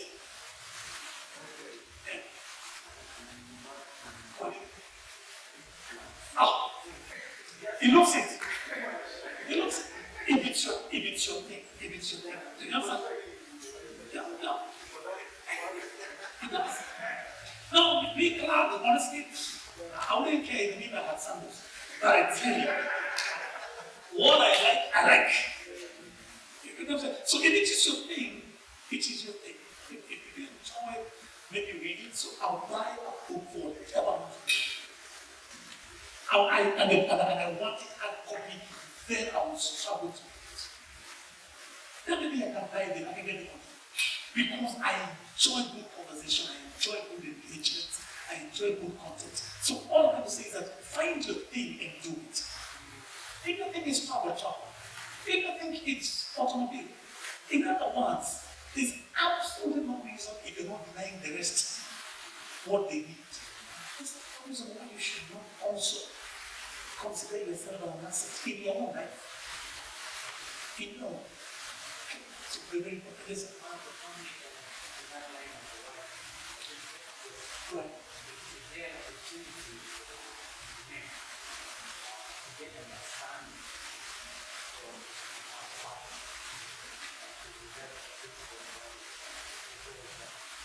How they get all these things understanding. You need to remind it.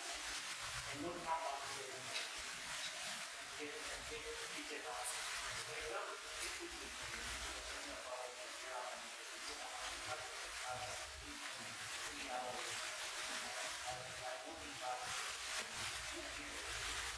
we don't know here the chances of how to put it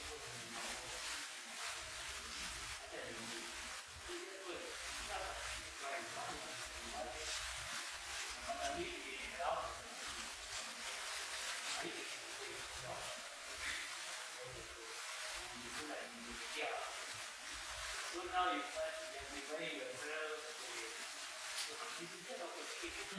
no, you're overthinking the problem. This is not a big issue. There's a principle that says, if no one asks you, check.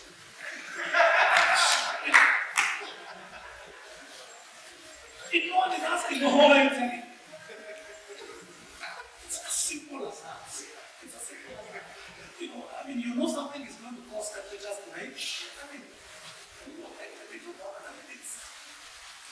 Wisdom dictates that you read the room. So this is enter into a place, read the room, you see. Read the room, realize if I mention I saw my mother, it's all that raised is clinical issues. Because this is on her baby. So I'm going to visit my mother, I'm going to come back home. Since mom is asking me, what I tell you. It's that simple because I need to see my mother. I love for my mother. Really, it's just that. It's there, it's constant. And I know maybe they don't put too well in my life. And that's what I'm telling them. Sometimes you just have to leave the wisdom because what do you want to do? Okay? So you go do your thing with your mom and then you run out and come back home. And because nobody's asking, so there's no how to tell them anything. And you can always say, picking the feet, I'm going to take much later. And that's it. So it's just wisdom. Wisdom has many words. Wisdom can also be crafty, clever, many words. Prudence is wisdom. It's your ability to get out of any problem, especially a sticky problem. Okay, unscathed. That's wisdom. Street language of wisdom is how do you get out of a corner unscathed? Your ability to wiggle out of something. You wiggle out of it and you say,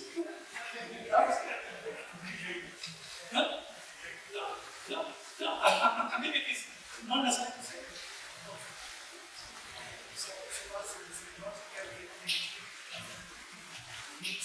No, what do you mean to say? You see, it's true. So we used to do something called before you this is the application. So before you say something, truthful thing. That used to be, tea used to pour, somebody needs to be aligned thing.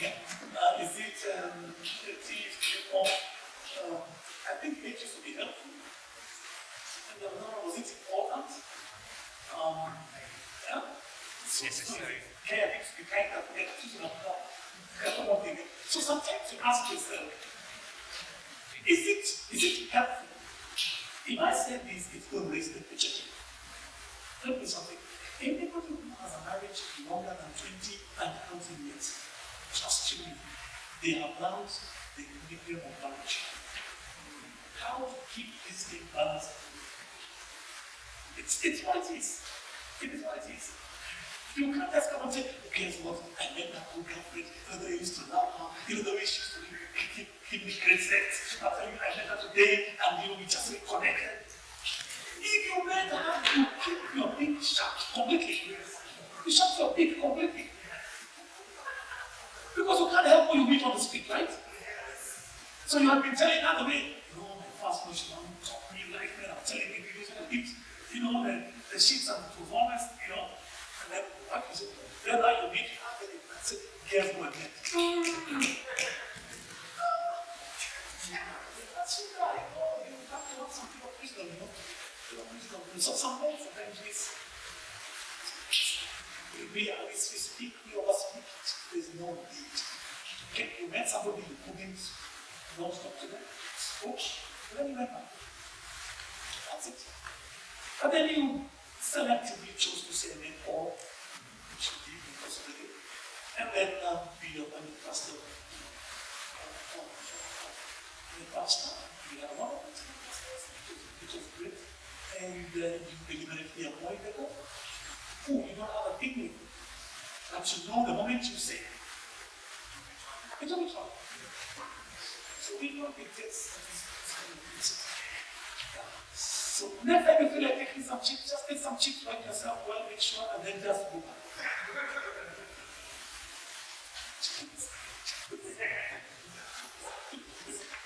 So just go back home and, take the holidays food if you have. Bring the fridge tomorrow. Welcome. Yeah. Great? Yeah.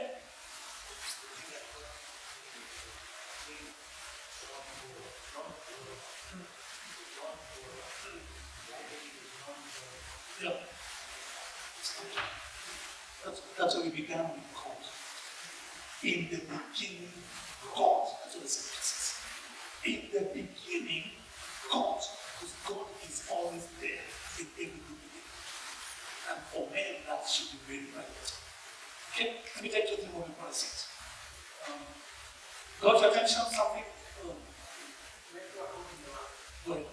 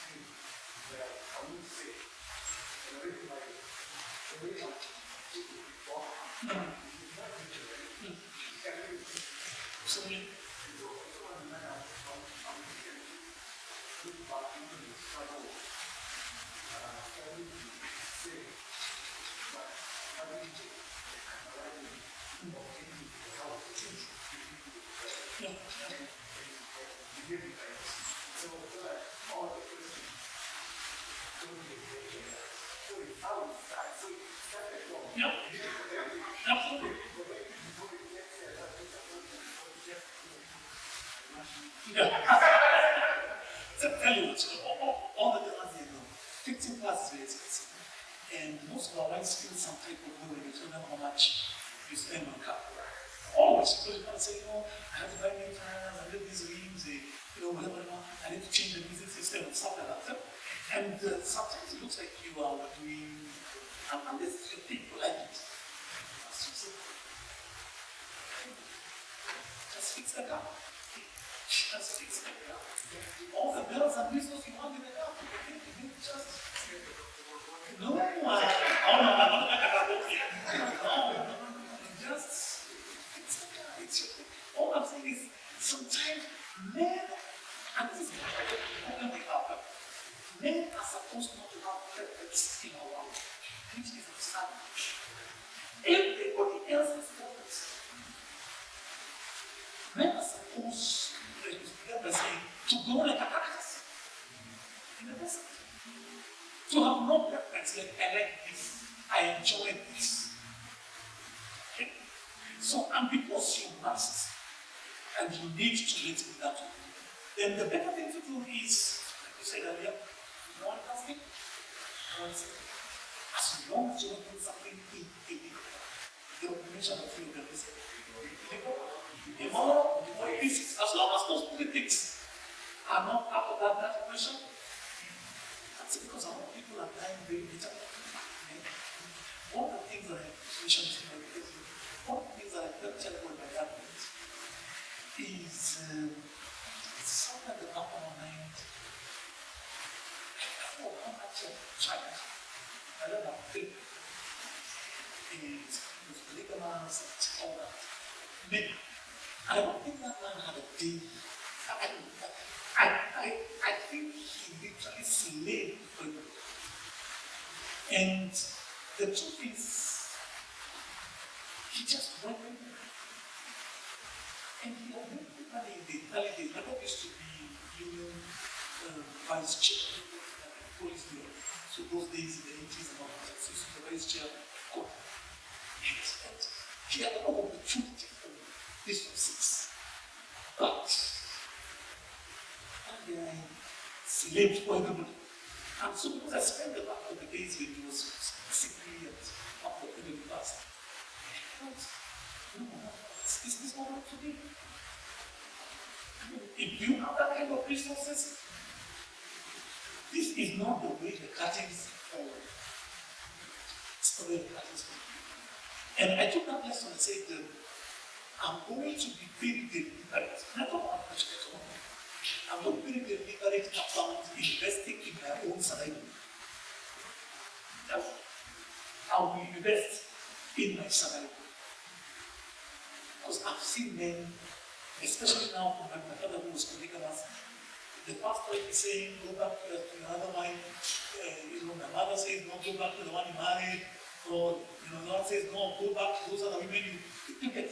And this man now has no money and he's being shot back and forth. All that effort, build the houses, did all sorts of things, and then it went down with people doing not recognize me. I said, he didn't preach for himself. I think it's a small percentage, preach for yourself. Keep some cup, have some little money. You don't have to be begging people for little monies for help. Whatever. Just have something for you. It is a way to go. I mean, you know today and culturally, when your children are out and they're living by themselves, married, baby, whatever, your wife will comfortably go and stay there. Comfortably. Over Christmas, I was alone. Remember? I went to visit about state. We have the same picture. We don't have this place. Now we have to go. Now we are going there. You can't. And some people say, well, I can't. You can't. You cannot be allowed. But your wife has no box and she's allowed. So if you're going to end our days and that is a snippet of what to expect, my friend, Japan. If what you need is a good car that you can say, man, this summer, fully true, let me know. Let that go now. Sister, what do you have? See how the minute on that. Nina, listen to me. We don't hear that. It's me. Because honestly, people are meditating at homes and they have actually labored. When you find somebody is just meditating in house. Okay? So guys, Has not gone there because our men have been diminished. What we call diminished outputs. And let me put it this way, not all our women are bright enough to see. But by the time a man starts asking for money for certain things, like buying a newspaper or here, it goes down so much. Now they can be more psychologically battering than me going to say, the party they can live. Remember in the Bible, there's a woman called Jezebel. Jezebel first appears in the Bible in the house of eunuchs. Who are eunuchs? Men who have been emasculated. Because that's her job, to emasculate men. The first place Jezebel appears, and Jezebel in the Bible is not a person, it's a spirit. She's found in the book of Revelation. She emasculates or diminishes manhood. I mean, God, spirit, the God is speaking to someone in church. And I said something which could be kind of squirming, and I said, I don't believe very strongly in this. I don't say that loud, but I don't. I don't believe very strongly in this. I don't. And some people said, look, I may be one alone, but I also know without structure and order, spirituality can go so very fast. And we are recording, and these guys are doing church on Sunday. And those who close to me know I say it all the time. And I've been in this for a very long time. I know that women cannot preach. You can be spiritual from a woman, but strength, structure, and order comes from a woman. I hope I'm not. But I also have the spirit. I hope I'm not. But I've lived long enough to see people raise a lot of dust and a lot of tempest in ministry, but because there is no order. Okay? And because men don't take their place in that ministry and say, Madam, you're gifted. Go and display your gifts. But when it comes to leading men and their families, please tiptoe. Tiptoe. Don't try even the least person in that church. Go to run their family. That is not in your place. Tiptoe. Don't call these women into meetings when their husbands doing. Tiptoe that way. Go there very slowly. Because nobody wants to feel like they are domain called their family, their own as a man. Somebody else is making forays. No forays? In and out. Without your direct and express permission. Nobody. Nobody. I know how I feel myself as a guy. So if I will come and find another priest, she's gone for this, and I was not directly involved. I feel some type of kind of thing, because I know a man will not do it. A man will call me. I have to pay my church. How many of you ladies here buy my college? I call your husband. Because we have to make the man know he's in charge. I know it sounds heretic. When the devil gets a man, he gets 140. That's why the devil is very strategic. Jesus called the 12 to women. The next verse says, and the women followed. What's the Bible? Next verse, and many women followed. Because if you get me, you get my wife. And you get my children. So if the devil gets me, he gets 1 for 2. It's a bargain. So let's not we do this thing differently. So I say, I call the man, even if he's 1 foot tall. You call the man, you say, hey, look, I want to be the wife can help me with this and this number. Then he comes and says, give me the number. Don't jump men around you. Don't jump men around you. If you have to talk, even if you need to talk to the wife, okay, call the husband and say, I'm calling, how are you? How's your day? No. And I say, I just needed to get something from your wife, but you can't read it. You don't jump the man. That is the one space where he needs to win. That is the one space where he needs to win. His word there is bigger than the pastor's word. His word there is bigger. Okay, so those unnecessary intrusion and interruptions And I always find, and I could be wrong, a lot of women ministry, they tend to overlook the man in homes when they're preaching. And the preaching is good, and women preach fantastic. But my biggest problem is I'm not beginning with ministry. My biggest problem is when men are made to feel like they are unlimited. Because then, if you destroy them, the family is a miniature church.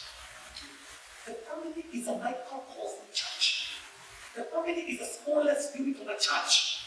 You can't destroy family and build church. And you have to recognize the order and the structure and the power structure in the family so that we know men have authority. Women have influence. It's a difference. Okay. Men have authority. Authority decreases by delegation. So when my wife is all that she is to me, and she's a wonderful wife to me, and I delegate certain things to her, my authority decreases. Because now she can take more responsibilities. Okay? The power of authority is in the male man. When my wife influences me well, her influence increases. So you see how the word will go. Authority decreases through delegation. Influence increases by constant use. If you influence me, then we did something. If you influence me, then we did something well. Here's what I'm going to do. I will delegate you. So you have seen it. Influence increases by use. So if I influence you correctly, then the more I'm going to yield and open. Does that make sense? It is what it is for me. And I know when you start saying, you know what you say, Pastor, you see that we say, our problem is not absence, our problem is silence. We have to start telling people, we have no problem that we're not preaching, but we have a problem with that preaching looking like if you're countermanding the role, the space, and the place of the man in a family. Nobody has direct access to our wives without our permission. And it doesn't matter how spiritual they are. If we don't do that, and you remember this Lord voice, 10 years from now, you will start seeing cracks, and you start seeing difficulties. And if you are a reader of history, as all of us should, you will see what I'm saying is true in the West. Because like I said, men bring structure, and men bring order. In the nature environment, it is not animal kingdom. Like, it's always very good. It's very classic. And when you bring in the guy there, and he takes his place, he maximizes himself. He refuses to be diminished and emasculated by Jezebels. Refuses. He refuses to be emasculated by Jezebels. He says, look, I may not be a preacher. I may not be gifted. But in this small space here, I love the sheep. This here, I love the sheep. I love the sheep. You don't come and visit me. Don't come to my house to have a Christian meeting without me direct. As much as I'm a Christian and I love the things of God, give me the courtesy of knowing you're coming. Let at least I say come. I can't be getting surprised. Oh, there's a conference in my house. Because what does it say about me? So at that point, even though you are such a great Christian, you come and chase everybody. At that point, you come and you say, look, come correctly. Come correctly. Come through the correct route.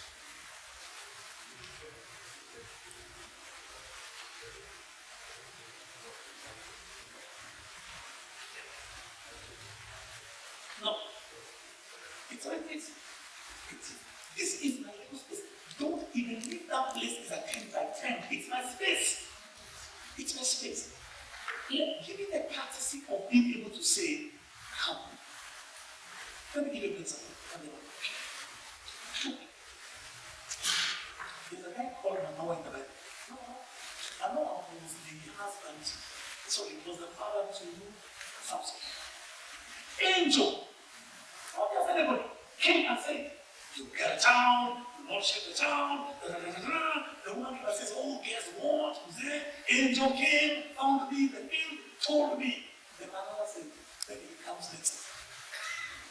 Think about it. Tell him to talk to me. It's me who will raise a child. Even Joseph. Thank you. Even Joseph.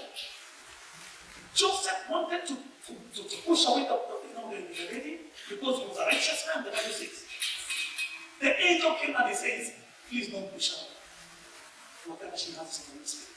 If God saw it fit to come and talk to Joseph, who is a preacher, not to tell me, you come into my house.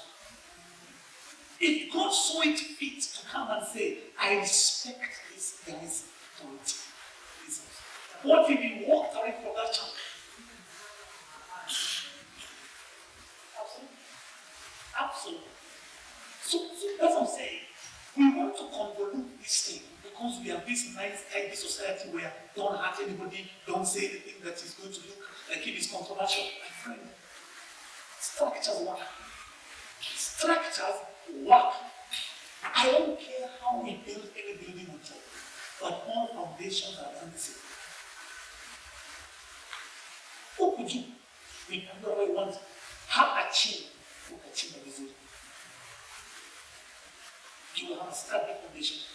And these are the kind of things that are going to take us forward as a church. And that's why men come in. And that's why men are away from churches. Because when I start feeling like if I am just part of the background, nobody recognizes me. I'm just part of the furniture. Okay? How many men right now to me in the ministry of veterans who tell me, look, I want my own wife. Literally whose interest with me and respect me. Because she joined such a ministry. And they'll be going for cashouts and for trips. And I have no understanding because I was made to feel I was unspiritual. Okay? Not for God. And they say, okay, without the case. Sorry. And then simply say, okay, if that's the case, let me see that the Lord, let me see that one. Okay? So if we don't check some of these excesses from us men of God, okay, it is going to cause us some damage in the future. And I can see it. Imminent. So what you do is another thing, we put our foot down and we draw the line on the sand and we say, you don't cross this. You don't cross this line. I don't care what you do up there, but here, this is my little space. Let me manage this space. Do you know if all men did that, we'll check a lot of these Christmas trees. We'll check it out. Because now we're going to, and I told you, structures work. Structure work. Okay, I'll take you a little bit. Come on, yes, please.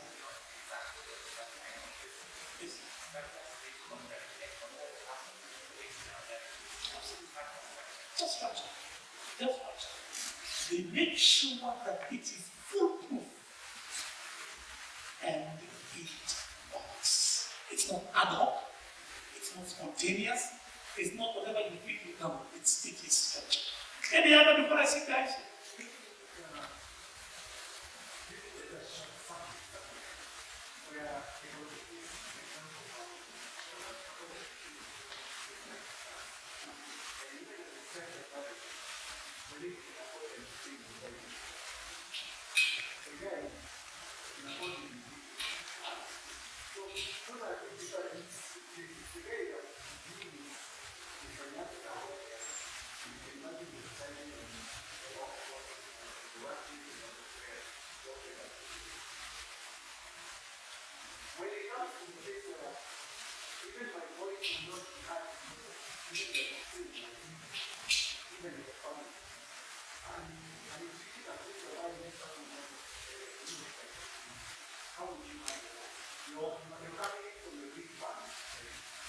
Submission defines is respectful preparation.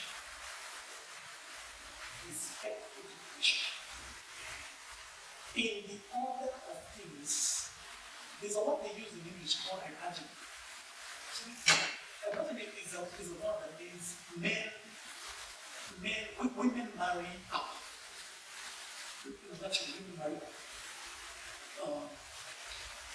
Somebody who has a little more these technically better, maybe a bit more finances, maybe has more resources, etc. The challenge with that kind of a cancer is that it will take a woman with a lot of God to still look at that person as an authority. If it is the present day average nominal mother, she will equate her money with an overbearing presence. Okay? Now, at that point, I will not blame the woman so much as I blame the man. Because, see, you are not doing by the way. That it must be this way. Men crave for respect in marriage. As people crave, as we all crave lots. For men, love equals respect. Respect equals love. It's very interchangeable. It's just love. And in the first chapter of respect is to teach people not to disrespect. So, if I want to bring that counseling, I will lay it there. And I will say, bro, this is a challenge. This is the challenge. These are the main things. Maybe right now, love, the dirty things, and everything else you don't see this thing. But what happens if tomorrow you go through some situation and she tells you you don't have as much? Okay? Are you ready for that? Second, and this is to be very critical. Normally, marriages work best when two people are going to the same place in the same direction and they're also going there at the same speed. Okay? Marriages. If one thing like this apart, people are going somewhere in the same direction. They're not going left. And they're also going at the same speed. So don't forget, okay, remove even the issue of money. Even if one person is super educated, same issue. So one person is really advancing themselves and they're learning and they're growing. The other person will just decided to cut it somewhere for them. Okay? And then this person talks a lot of English, and then the other person starts feeling like, are you trying to say that I don't know? So now you're talking to me. And in a moment of what? People are arguing. It says, no. It is not go. It is wait. Past participle, wait. So, will you stand that kind of correction?